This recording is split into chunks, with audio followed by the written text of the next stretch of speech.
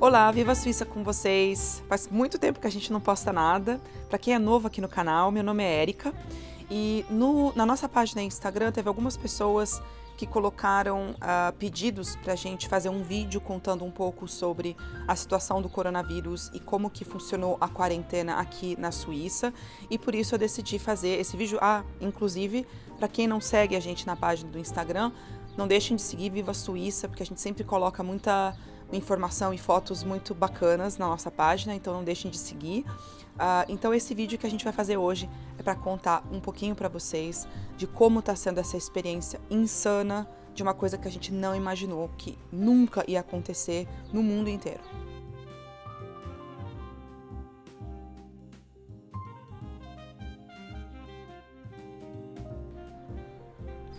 Primeiramente, eu queria falar para vocês que o meu objetivo com esse vídeo não é de maneira alguma fazer comparações com a situação no Brasil e na Suíça, porque eu sei que são contextos muito diferentes, a situação econômica do país é diferente, o tamanho do país é diferente, então eu não tenho como nem sugerir que as medidas que foram tomadas aqui na Suíça ou como as pessoas reagiram, a mesma coisa aconteça no Brasil. Então eu já quero avisar desde já que essa não é a intenção, é só realmente compartilhar a minha experiência com o coronavírus aqui na Suíça.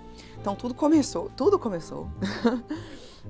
no dia 13 de março, eu nunca vou esquecer, sexta-feira 13, que, na verdade, quando a gente começou a ter as notícias do coronavírus e que aconteceu até os primeiros casos, que foi principalmente na Suíça italiana, de verdade, acho que foi como em todos os lugares, a gente achou que não fosse se tornar uma coisa grandiosa, estava tudo muito no início para todo mundo, então foi muito novo, né? A gente não estava contando que fosse fechar o país, né?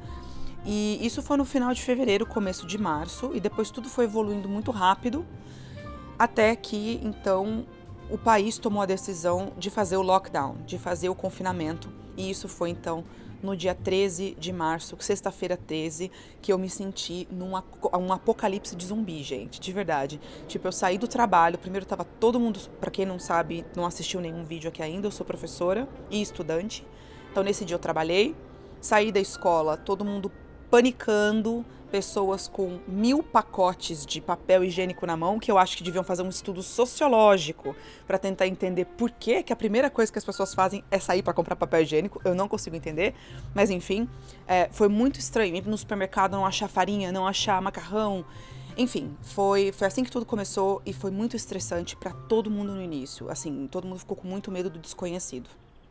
Então, as medidas foram essas no início, confinamento, tudo fechou. Então, não adianta chorar, não adianta, não quero, eu sei que a economia não pode parar, eu sei que teve pessoas que foram muito prejudicadas com isso, mas a decisão foi, fecha tudo. Então, as únicas coisas que estavam abertas eram supermercados, farmácias e só, na verdade. Todo o resto fechou, todo mundo, quem pôde, trabalhava de casa. Outras pessoas entraram no que a gente chama aqui de chômage partiel, que é o seguro-desemprego, que é mais ou menos a mesma coisa no Brasil.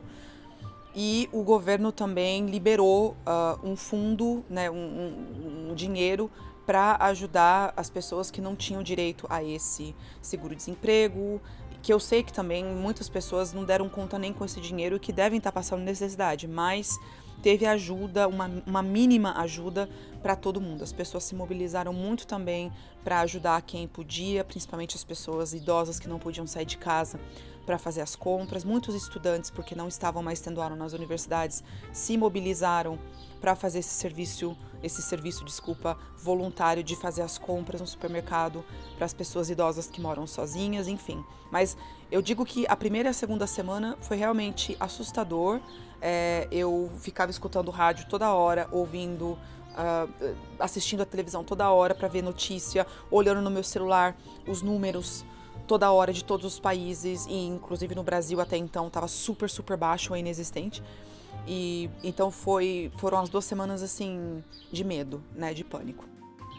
Agora, com relação à educação, então eu como professora, eu não posso nem reclamar, porque eu trabalho para uma escola privada, né, particular, e eu dou aula para adolescentes e adultos, então foi muito mais fácil lidar com essa situação. A escola já estava preparada já alguns dias antes de entrar no confinamento para essa decisão, então eles já tinham colocado em prática todo um dispositivo para, se entrasse no confinamento, a gente estivesse pronto para segunda-feira estar na frente do computador, no mesmo horário da aula, dando aula ao vivo, online mesmo. E foi o que aconteceu. As escolas públicas, as medidas foram mais... foi um pouco mais complicado, demorou muito mais tempo, porque a gente está lidando também com crianças, tem que pensar na questão dos dados, de não usar qualquer programa que não seja seguro. Não é todo mundo que estava pronto, instalado em casa com um computador para poder ter aula à distância, então não foi fácil para todos os professores e para todos os alunos. Eu acho que eu tive uma surpresa muito grande, boas e ruins, claro.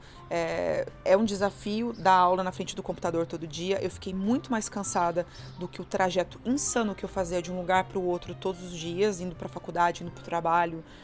Enfim, eu fiquei mais cansada ficando aqui, porém eu percebi que alguns alunos participaram mais com aula online do que a aula na escola, outros ficaram extremamente desmotivados porque não conseguem ter motivação em casa, porque tem uma família grande, enfim. Então, acho que cada um teve os pontos positivos e os pontos negativos, mas foi mais ou menos isso que aconteceu. Então, para mim, eu não parei. A minha rotina continuou de trabalho, continuou exatamente a mesma coisa, só que de casa. Meu marido também é a mesma coisa, trabalhando de casa.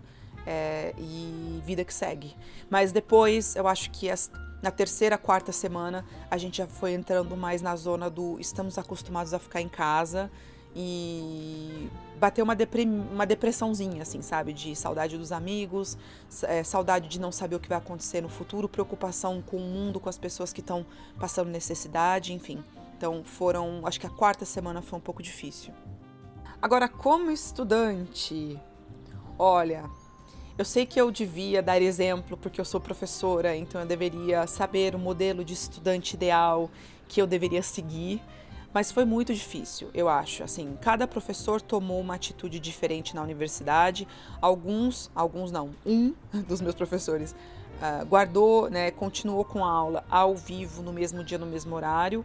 Outros foram mais flexíveis, justamente considerando o fato de que muitos estudantes não têm computador em casa ou não tem internet com uma conexão muito rápida em casa, enfim, tem várias situações diferentes familiares, né? Então a gente não pode contar que todo mundo vai estar pronto para estar com uma qualidade de conexão da internet em casa.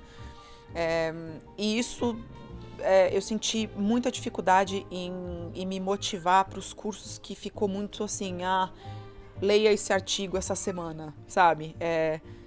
Para falar a real, eu não consegui fazer tudo que eu tinha que fazer, porque eu acabei priorizando outras coisas, muita coisa no trabalho que eu tive que aprender a fazer com essa coisa da tecnologia, apesar de eu amar fazer tudo isso.